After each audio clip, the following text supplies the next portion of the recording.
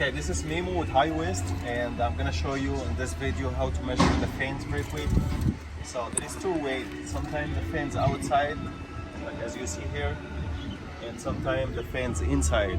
But this is outside. We're gonna measure this brake weight. We're gonna starting from here, going all the way to the fans. As you see, it's 95.5 inch. So to measure your fence, it's gonna be this way, and also the other measurement is gonna be this space underneath from here. It's usually 1.5, but some truck it's a little bit different, so that's 1.5, which is good. And the other thing, the fence wide, like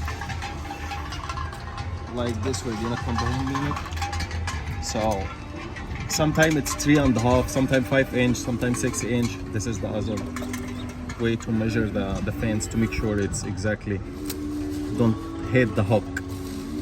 So three way, this way to measure exactly like 3.5 or 5 or 6, whatever you have, and the other way to measure from the bottom, 1.5 inch.